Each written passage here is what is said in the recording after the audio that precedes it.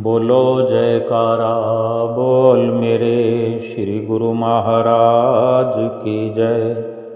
सभी गुरुमुख प्रेमियों से सब प्रेम जय सच्चिदानंद। वंदो चरण सरोज गुरु मुद मंगल आगार। जय सेवत नर होत हैं भव सागर से पार। गुरु जी के सुमिरन मात्र से नाशत विघ्न अनंत। तासे सर्वारंभ में ध्यावत हैं सब संत। चाहे जिस प्रकार भी इस सृष्टि में अवलोकन किया जाए, निरीक्षण किया जाए, किसी भी प्रकार से परखा जाए, समझा जाए, सत्य तो नाम ही है। नाम ही परम सत्य है जो आदि से अंत तक सदा सदा मौजूद रहने वाला है। ये वो शक्ति है जिसके द्वारा परमात्मा अपने आप को अभिव्यक्त करता है। हालांकि परमात्मा सबके अंदर है, सबके अंदर विराजमान है, फिर भी वो प्रकट नहीं होता तब तक जब तक कि हम नाम भक्ति का भजन अभ्यास नहीं करते, सुमरन नहीं करते। परमात्मा ने स्वयं ही अपनी प्राप्ति का ये रास्ता बना लिया हमारे लिए। ये जो रास्ता बनाया है, ये मार्ग बनाया है हमारे लिए। इस सत्य की शक्ति से ही हमारे कोट जन्मों के पापों का नाश होता है। इसी नाम की एक छोटी सी चिंगारी से हमारे पापों के बड़े से बड़े ढेर जलकर नष्ट हो जाते हैं। यही वो नाम की शक्ति है। नाम रूपी चिंगारी से हमारे कोट जन्मों के पाप जलकर नष्ट हो जाते हैं। इसीलिए संत महापुरुष फरमाते हैं कि संसार सागर को एकमात्र नाम रूपी नौका से, नाव से, केवल नाम रूपी नाव पर सवार होकर ही पार किया जा सकता है।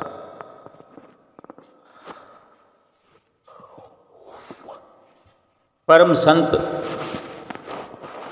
गुरु नानक देव जी महाराज भी अपनी वाणी में कथन करते हैं, चाहे तू लाखों अच्छे काम कर ले, फिर भी परमात्मा नहीं मिलेंगे।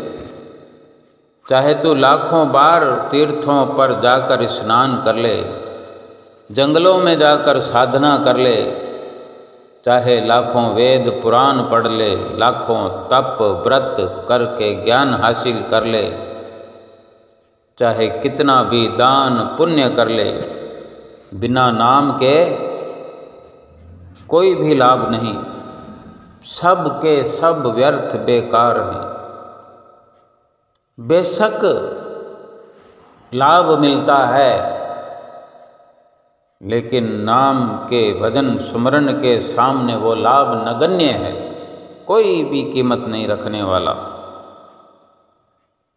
इसीलिए महापुरुष फरमाते हैं, चाहे जगत हंसे तो हंसने दे, पर नाम जपना मत छोड़। एक हमारा सतगुरु प्रसन्न हो जाए। जहाँ नाम की अगर बात आती है, नाम का अगर विचार आता है, तो फिर ये भी निश्चित है कि नाम तो फिर सतगुरु से मिलता है। सतगुरु की शरण भी जरूरी है। सतगुरु की शरण में आकर ही नाम की प्राप्ति होती है। और इसी नाम को जपने से, नाम का भजन सुमरन करने से सतगुरु प्रसन्न होते हैं। बस एक सतगुरु प्रसन्न हो जाए, चाहे सारी दुनिया रूठ जाए, सतगुरु कृपा करें और नाम जपें। यही नाम केवल और केवल यहाँ भी काम आने वाला है और आगे दरगाह में भी ये नाम ही काम आएगा। और कुछ साथ जाता भी तो नहीं। बार बार सत्संग सुनते हैं, पढ़ते हैं, जब जब भी विचार करते हैं तो ये हमको समझ भी है कि साथ तो मालिक का नाम जाएगा और कुछ साथ जाने वाला तो है ही। और महापुरुष भी यही फरमाते हैं कि साथ तो केवल भजन सुमरन ही जाएगा और कुछ भी नहीं। इसलिए भजन सुमरन कर लेने में ही भलाई है, नाम जपने में ही भलाई है। और संसार के काम करो बेशक, लेकिन ये झूठे हैं। और अगर हम संसार के काम अगर अधूरे छोड़ भी देंगे, अधूरे छूट भी जाएंगे, या नाम जपने के एवज में हम संसार की कार्रवाई को अधूरा छोड़ देंगे, कुछ किया कुछ न किया, कुछ सफलता मिली कुछ नहीं मिली, लेकिन नाम के पीछे लगकर, नाम को हृदय में धारण करके, नाम में अपना चित्त लगाया है, नाम करने में अपना समय, अपने श्वास लगाए हैं, संसार के कार्य अगर अधूरे रह भी गए तो हमारे बाद इनको कोई और कर लेगा। अगर हमने 2-4 बंगले कम बना लिए तो कोई बात नहीं, कोई और बना लेगा। अगर हमने दिल से ख्याल हटा दिया कि हमें एक मकान ही काफ़ी है, जैसा है वैसा ही ठीक है, बहुत बढ़िया भव्य सुंदरता मकान की बनाने के कारण अगर नाम छूट जाए, भक्ति से वंचित रह जाएं, तो ये तो हमारे हिस्से की भक्ति तो कोई और नहीं कर पाएगा। अगर हम वंचित रह गए, इस दुनिया से चले गए, नाम और भजन सुमरन से खाली चले गए यहाँ से, फिर अब समझ लो कि साथ में नाम जाता है, हम जाते हैं, जानते हैं कि नाम ही साथ जाएगा इंसान के, और उसी नाम को हमने साथ नहीं लिया, उसी नाम को सुमर कर अभ्यास करके भक्ति का धन इकट्ठा नहीं किया, सतगुरु को प्रसन्न नहीं किया। भजन सुमरन हमारे लिए कौन करेगा? हमारे जीते जी कोई नहीं कर पाएगा, कोई नहीं कर पाता, हम ही को करना पड़ेगा। क्या हमारे बदले कोई दूसरा खाना खाए तो हमारी भूख मिट जाए? क्या ऐसा संभव है? और नहीं तो फिर सुमरन हमारे बदले में कोई दूसरा करके हमें कैसे लाभ करवा देगा?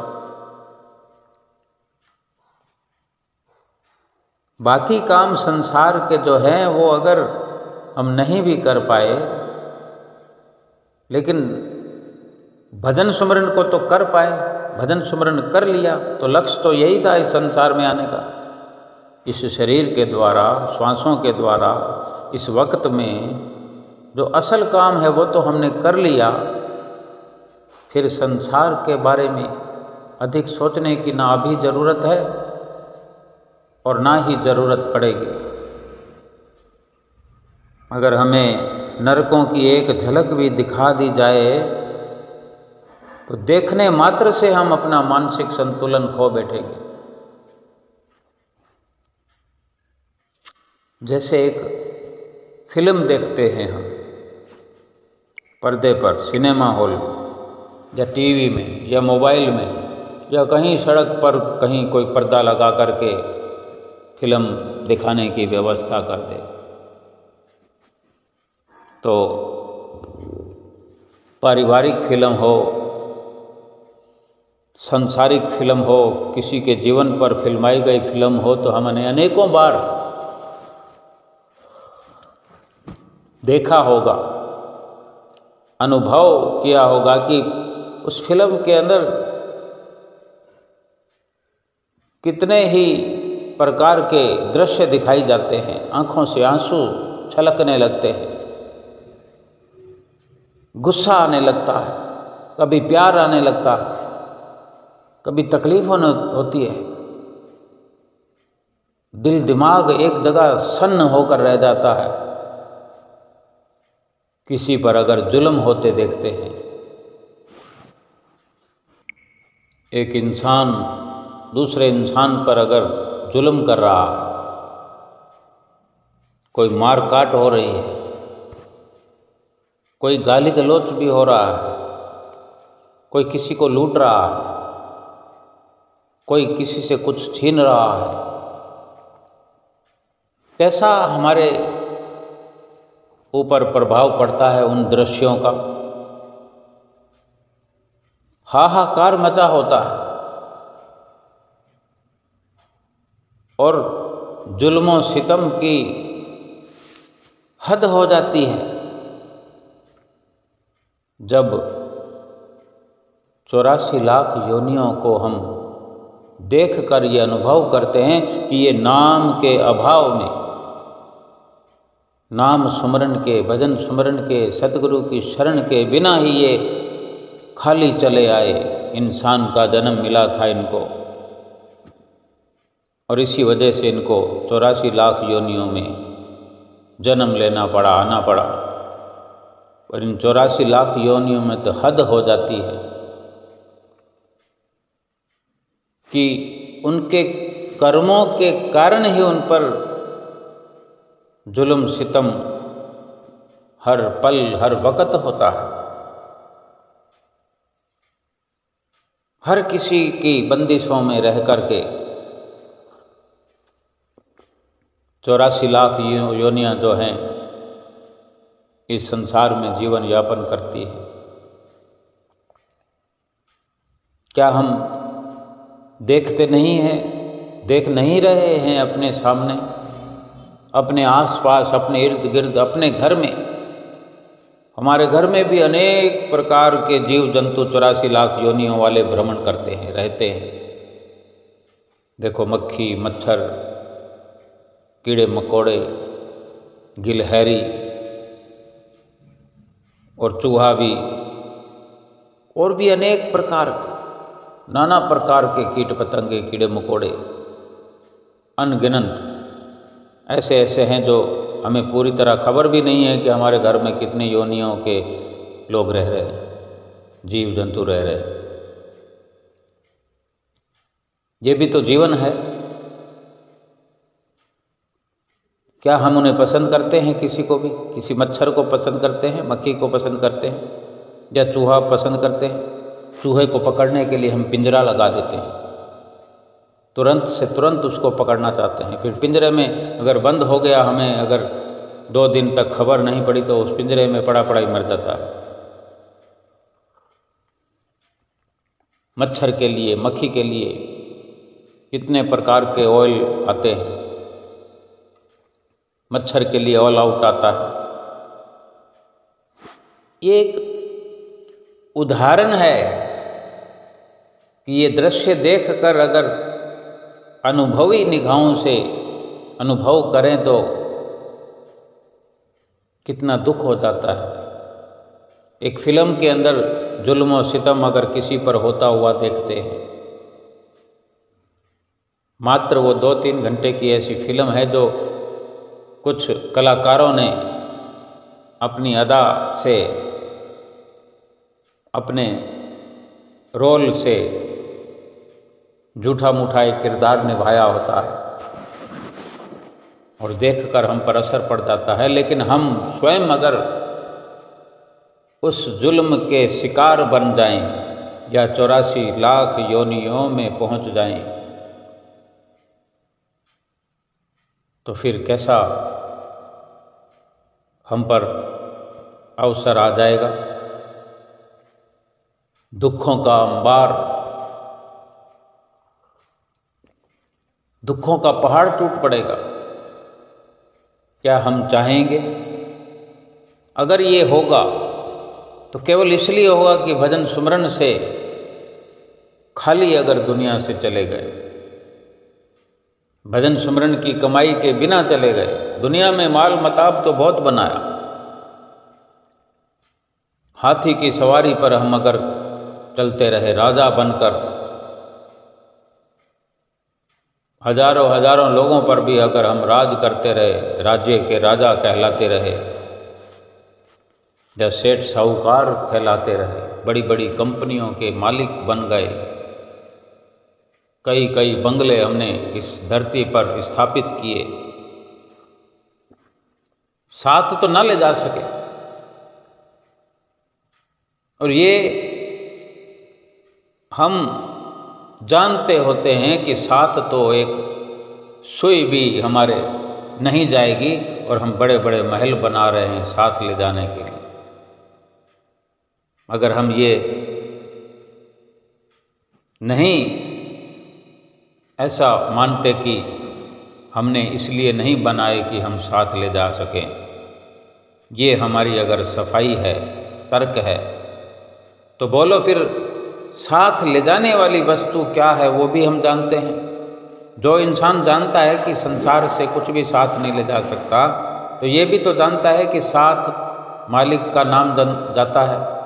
तो मालिक का नाम जपने के लिए, सुमरन अभ्यास करने के लिए फिर हमने क्यों नहीं चेष्टा की, क्यों नहीं विचार किया, क्यों नहीं समय खर्च किया? उन्हीं वस्तुओं को इकट्ठा करते रह गए जो साथ जाने वाली नहीं थी। वो किसके लिए? लोगों को दिखाने के लिए। वो देखने वाले कौन है? थोड़े अरसे के लिए हम सभी यहाँ पर आए हैं, उनको दिखाना चाहते हैं। झूठा ही संसार है, झूठा ही शरीर है, झूठे ही वो शरीर हैं जिनको हम दिखाना चाहते हैं। लेकिन जो सच है उससे बेखबर रहे। सच ये है कि नाम और भजन भक्ति की कमाई साथ जाएगी। सच ये है कि हम शरीर से ऊपर, शरीर से हटकर अविनाशी जीव आत्मा है, उसको दिखाने की या उसको देखने की कोशिश क्यों नहीं की? और जो परमात्मा है इस जीवात्मा का सर्वे सर्वा, उसको दिखाने के लिए कुछ क्यों नहीं किया? उसको दिखाने के भी लिए तो कुछ करें। और जब विकट परिस्थिति आएगी, मुसीबत की घड़ी आएगी, तो वहीं खड़े होंगे परमात्मा के सामने। जब फैसला हो रहा होगा नरक में भेजने की, जब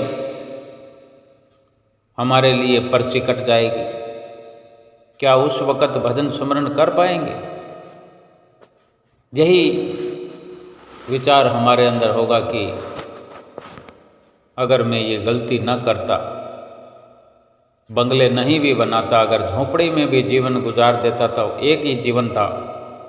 लेकिन अब तो 84 लाख योनियों का बैनामा लिखा जा चुका है। एक जीवन तो जैसे तैसे, अगर भजन सुमरन करने से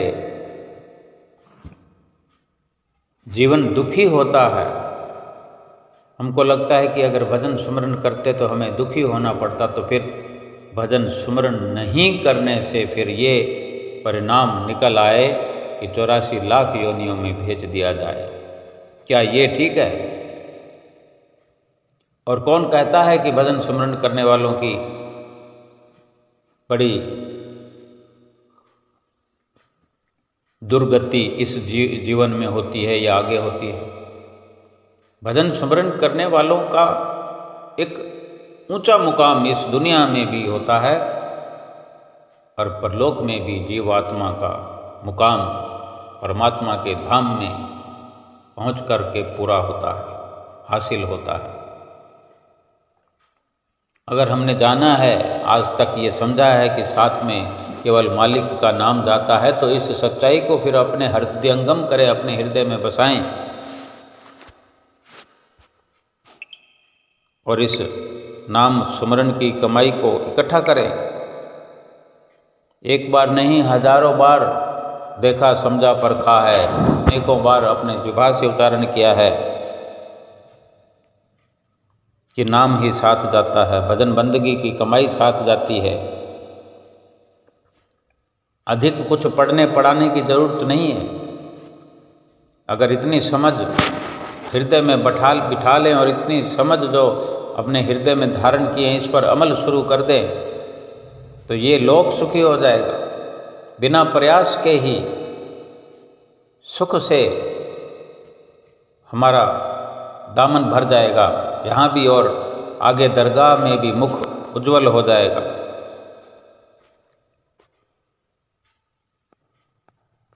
संतों महात्माओं ने जो बताया है वो सब का सब सही है। संत महापुरुष किसी का नुकसान नहीं चाहते, लेकिन बात तो केवल विश्वास की है। अगर कोई कहता है कि संतों महापुरुषों की वाणियों पर मुझे विश्वास है, तो फिर विश्वास करते हुए उनकी वाणियों पर अमल करें। केवल ये नहीं कि हम प्रार्थना करते रहें सारा दिन, हे भगवान मेरा ठीक कर देना, गुरु महाराज मेरा ये कर दो, गुरु महाराज मेरा ये कर दो, दया कर देना। संतों महापुरुषों ने फैसला कर दिया है, आप याद कर लेना और दया अपने आप हो जाएगी। आप कर लेना और आप ही पा लेना, ये कृपा हो जाएगी। बल्कि हम अपने भाग को सराहें कि हम बहुत ही भाग्यशाली हैं। चाहे हम गरीब भी हों तो क्या है, झोपड़े में रहते हों तो क्या है, ये जीवन जैसे तैसे भी अगर गुजरता है तो हमारे ही कर्मों का फल।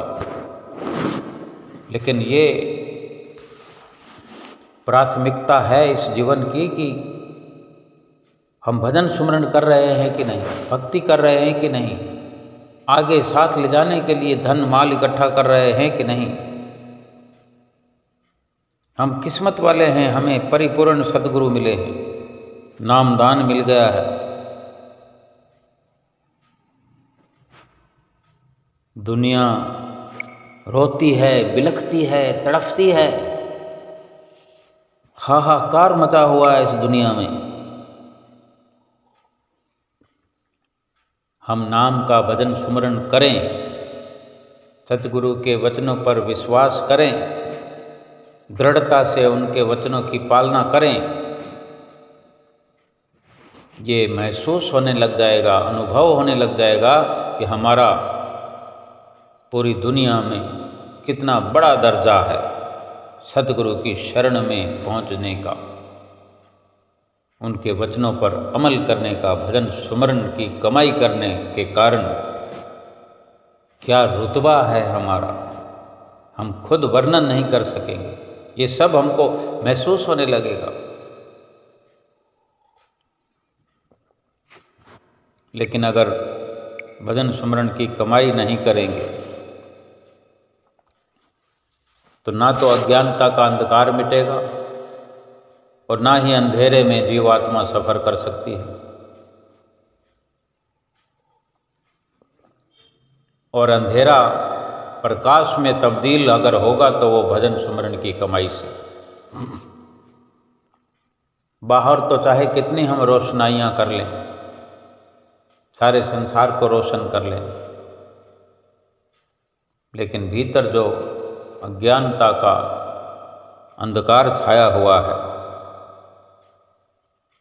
वो तो जब तक ज्ञान की रोशनी, नाम की रोशनी, सतगुरु के वचनों की रोशनी हम अपने भीतर नहीं करेंगे तो ये अज्ञानता का अंधकार तो फिर मिटेगा नहीं। और अज्ञानता का अंधकार नहीं मिटा तो ज्ञान की रोशनी होगी नहीं, और ज्ञान की रोशनी के बिना ये जीवात्मा सफ़र करे तो कैसे।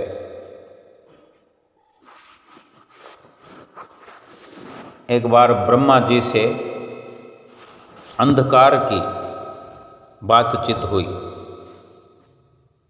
जो अंधेरा है, अंधेरा और ब्रह्मा जी की आपस में बातचीत हुई। अंधकार ने ब्रह्मा जी से शिकायत की कि जो ये सूरज है ये मुझे कहीं ठहरने नहीं देता, मुझे रहने ही नहीं देता।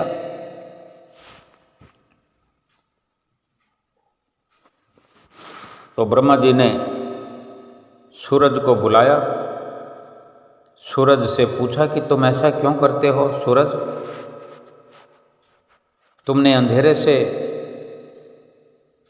क्यों दुश्मनी कर रखी है। सूरज ने कहा, मैंने तो कभी अंधेरे को भगाया नहीं, मैं क्यों नहीं उसे ठहरने देता? मैंने तो कभी नहीं उसको जाकर कहा भी तुम भाग जाओ। लेकिन अगर आपने ये ऐसे बयान लेने हैं तो अकेले के नहीं, दोनों को साथ में खड़ा करके बातचीत करिए। मैंने कुछ किया है या नहीं किया तभी पता लगेगा। एक की बात सुनोगे, दोनों की इकट्ठी बात सुनो आप। तो ब्रह्मा जी ने अंधेरे को भी बुला भेजा। जब अंधेरे को संदेशा भेजा ब्रह्मा जी ने, तो अंधेरे ने जवाब दिया कि जहाँ सूरज है मैं वहाँ पर नहीं आ सकता, वहाँ पर नहीं आऊँगा। तो फैसला हो गया कि सूरज अंधेरे को भगाता है या अंधेरा खुद भाग जाता है। और जहाँ पहले से कहीं सूरज हो वहाँ अंधेरा आता ही नहीं है। ये स्वयं अंधेरे ने निर्णय कर दिया।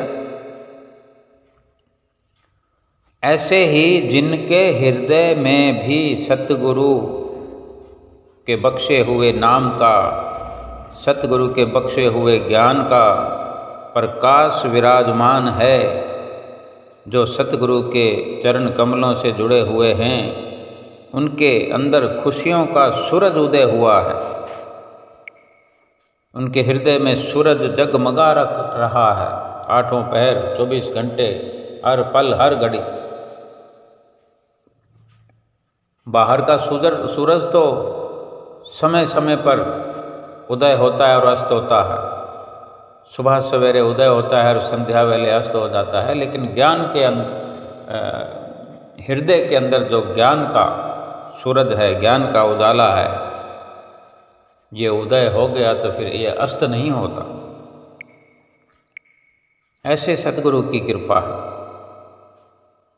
और जहाँ फिर अंधेरा नहीं पहुँच सकता, यानी जहाँ सूरज हर वक्त रहेगा, तो वहाँ तो अंधेरा पहुँचेगा ही नहीं, वहाँ अंधेरे की पहुँच ही नहीं है। अब विचार यही करना है कि जब महापुरुषों ने, गुरु नानक देव महाराज जी ने ये निर्णय कर दिया कि अच्छे अच्छे काम भी बेशक कर लो, दान पुण्य कर लो, व्रत कर लो, अपने आप को चाहे कितना भूखा रख लो, वेद पुराण कंठस्थ कर लो, तप करो, व्रत करो, हवन करो, यज्ञ करो, भगवान का भजन सुमरन किए बिना परमात्मा नहीं मिलेंगे।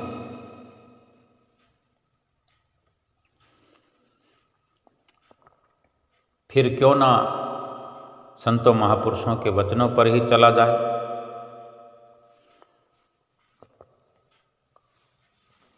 क्यों ना उनके वचनों पर अमल किया जाए। केवल पोथियाँ पढ़ने से अगर कुछ होता तो शास्त्रों में वर्णन है कि पोथी पढ़ पढ़ जग मुआ, पंडित भया न कोय, 2.5 आखर प्रेम के पढ़े सो पंडित होए। 2.5 अक्षर प्रेम के पढ़ने से पंडित बना जा सकता है, तो फिर ग्रंथ पढ़ने की जरूरत क्या है? अगर पढ़ते हैं अमल नहीं करते, फिर पढ़ने से क्या होगा? और ये 2.5 अक्षर प्रेम, ये प्रेम शब्द जो है, इसमें कितनी सच्चाई है, कभी हम विचार तो करें। कितना लाभ है, कितना आनंद है, कितना सुख है, कितनी शांति है। तीर्थ पे तीर्थ, तीर्थ पे तीर्थ हम करते फिरते हों, दान पुण्य करते हों, जंगलों में जा जाकर कठिन साधनाएं करते हों, लेकिन ये 2.5 अक्षरों को हमने अभी तक नहीं समझा। यानी ये प्रेम शब्द जो है, ये प्रभु से करने के लिए हम प्रेम करते हैं, कर रहे हैं संसार से। ये प्रेम अगर हमारा सतगुरु से हो जाए, फिर बाकी करने कराने को यही बाकी रहता है कि जो सतगुरु से प्रेम हुआ, फिर सतगुरु की आज्ञा व मौज पर ही अपने आप को ढाल दे, उनके वचनों के सांचे में अपने को ढाल दे, मिट्टी की तरह बन जाए, गिली मिट्टी की तरह हो जाए।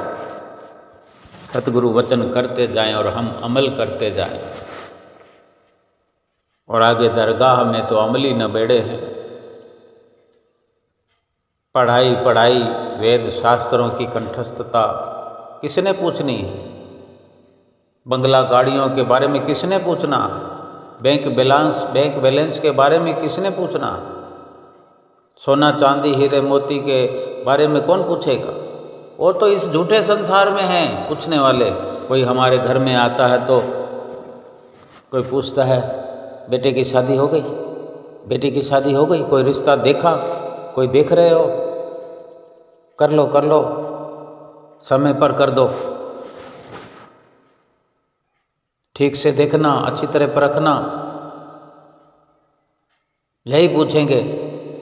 रुपया पैसा तो तुम्हारे पास होगा ही, कितना बैंक बैलेंस है, कितनी कमाई कर रहे हो, कैसा काम धंधा चल रहा है, बहू कैसी है, दामाद कैसा है, मकान के बारे में पूछेंगे, दुकान के बारे में पूछेंगे।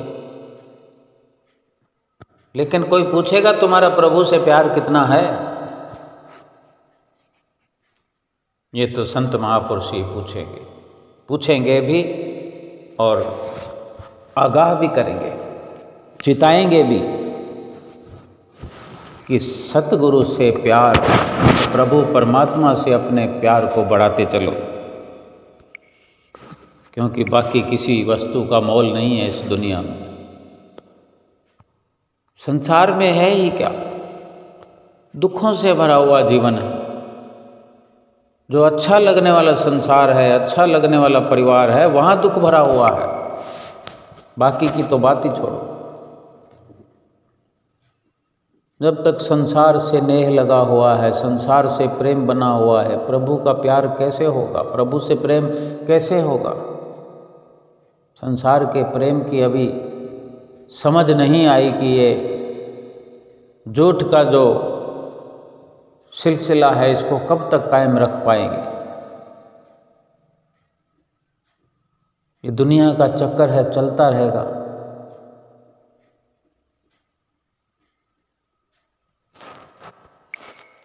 दुनिया में सब अपनी हुकूमत चलाने में लगे हुए हैं। ऐसी बातें करते हैं जैसे हर कोई करण कराउन हार है, लेकिन हाथ पर हाथ धरे हुए बैठे हैं, कोई कुछ कर नहीं पा रहा। लेकिन ये भ्रम पाल रखा है, मैं ऐसे करूँगा, मैं इस प्रकार से इस शहर में, उस शहर में, सब कुछ निश्चित तौर पर अपनी बयानबाजी करते हैं, अपनी ये भविष्यवाणियाँ करते हैं, जबकि बार बार मुँह की खाते हैं, फिर भी अगले कदम भूल जाते हैं, करण करावन हार बन जाते हैं। मैंने इतना बैंक बैलेंस बना लिया, मैंने ये बंगला बना लिया, दुकानदारी मैंने कर ली, इतना बिजनेस मैंने खड़ा कर लिया, अपने बेटे की वहाँ शादी कर दी, उसका ये कर दिया, उसका वो कर दिया। लेकिन हर पल अगर देखो, विचार करो तो कहीं ना कहीं वो ठगा हुआ सा मुंह लेकर खड़े होते हैं। ये नहीं हो रहा, वो नहीं हो रहा, ऐसा हो जाता तो ठीक था, वैसा हो जाता तो ठीक था। क्यों नहीं दृढ़ता से समझ पाते कि हम कुछ करने कराने के लिए इस संसार में नहीं आए? करने कराने वाले तो स्वयं परमात्मा है, या फिर हमारे कर्म है। कर्म प्रधान विश्व कर राखा, जो जस करई सो तिस फल चाखा। जब कर्म प्रधान हैं तो हम क्यों बनते महान हैं? कर्मों का लिखा मिटता थोड़ा ही है। जो प्रारब्ध में लिखा है वो तो मिलेगा ही मिलेगा। क्यों प्रारब्ध को बदलने की चेष्टा में लगे हुए हैं? बेकार एक अनजान सी कोशिश करते हैं। समझदार बनना है, अपना सुधार करना है कि हमारा जीवन में आने का मकसद परमात्मा की भजन बंदगी का है। ये निश्चित तौर पर हम इसीलिए दुनिया में आए हैं, लेकिन कुछ और काम करने में लग गए। अब हमारा अगर चरित्र जो है, अगर व्यवहार करने से हमने अच्छे व्यवहार से अपने चरित्र को महका रखा है, खुशबूदार बना रखा है, जो बना रहे हैं, तो ये बहुत अच्छा तरीका है।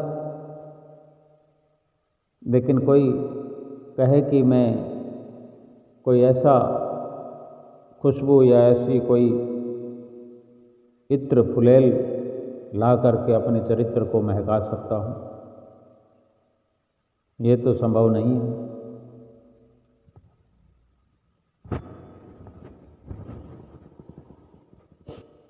महापुरुषों की मौज केवल यही होती है कि हम इस संसार में सुखी रहें, खुश रहें। वे हमारा भला चाहते हैं। हम भी विचार करें कि जब हमारे लिए वक़्त के महापुरुष चिंता करने वाले हैं, तो ये हमारे अभाग्य हैं। सतगुरु के जो कार्य हैं, जो उपकार हैं हमारे लिए, उनको कोई तर्क के द्वारा हम नहीं समझ सकते, अनुभव नहीं कर सकते। सतगुरु के कार्यों को अंदर के अनुभव द्वारा ही समझा जा सकता है। सतगुरु की कृपा द्वारा, उनकी मौज के द्वारा असंभव कार्य भी संभव हो जाता है, क्योंकि सतगुरु जो हैं परमात्मा का रूप होते हैं। जैसे प्रभु से कुछ भी असंभव नहीं है, वैसे ही सतगुरु से भी कुछ भी असंभव नहीं है। सतगुरु ही उस निराकार परमात्मा का साकार रूप, नर रूप में सतगुरु बनकर आए हैं। भजन में भी प्रेमी गाते हैं, रब मेरा सतगुरु बन के आया, मैनू वेख लेन दे, मत्था टेक लेन दे। ये सतगुरु जो हैं रब बन कर के आए हैं हमारे जीवन में, खुशियों का पैगाम लेकर आए हैं। और खुशियाँ यही हैं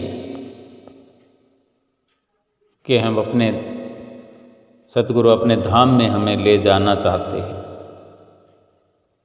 हम जो संसार का सफ़र करते फिरते हैं, एक से दूसरी जगह जाकर के खुशियाँ मनाते हैं, पिकनिक मनाते हैं, रंग रलियाँ मनाते हैं, अपने अहोभाग्य मनाते हैं। कभी विचार करें कि हम ढेर सारा समय रोज़ का रोज़ भजन सुमरन से खाली व्यतीत कर रहे हैं। ढेर समय हमने नष्ट कर दिया है और करते चले जा रहे हैं। हर पल हमारे हाथ से, हमारी मुट्ठी से, हमारी चुटकियों से निकला जा रहा है। चुटकी बजाते हुए अनाप शनाप नुकसान हो रहा है, और चुटकी बजा बजा के हम नुकसान में होते चले जा रहे हैं। यही चुटकी बजाते हुए लाभ कमा सकते हैं, चुटकी बजा बजा कर फायदा भी कमा सकते हैं। माला के मन के फिरने में भी तो चुटकी लगती है। हर माला का मन का फेरते जाएं, नाम को जपते जाएं, नहीं तो समय तो समय के मनके तो फिरते चले जा रहे हैं, वक्त बीता जा रहा है और कुछ हाथ पल्ले नहीं पड़ रहा, ऊपर से माया की दलदल बढ़ रही है, माया का दायरा बढ़ रहा है जो हमें 84 में घसीटने के लिए तैयार है। जो भजन भक्ति करता है, जो सतगुरु से व्यवहार करता है, जो समय को सतगुरु के चरणों में लगा करके सकारत करता है, अपना मन सतगुरु के चरणों में लगाता है, समय को सकारत करता है, सफल करता है। एक तो ये जीवन है, उसका तो हर पल सुहेला हो रहा है, उसकी तो बात ही क्या करनी है।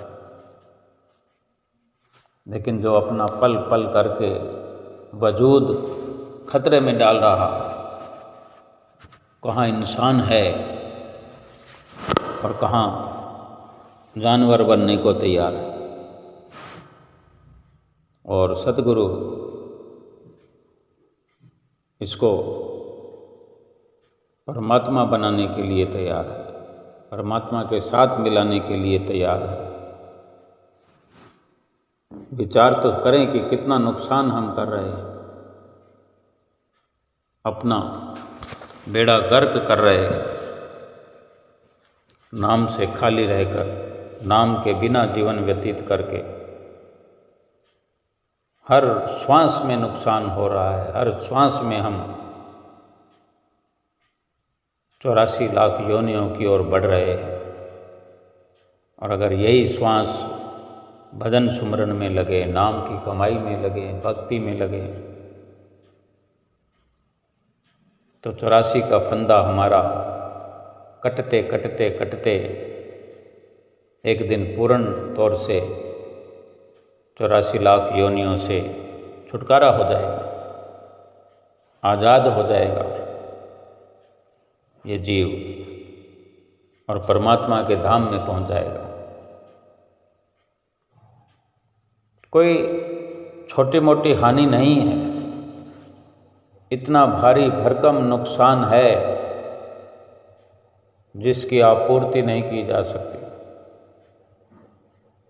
इतना बड़ा नुकसान है कि जिसको पूरा नहीं किया जा सकता। महापुरुषों को इसलिए दुख होता है, अफसोस होता है कि जीव अज्ञानता के कारण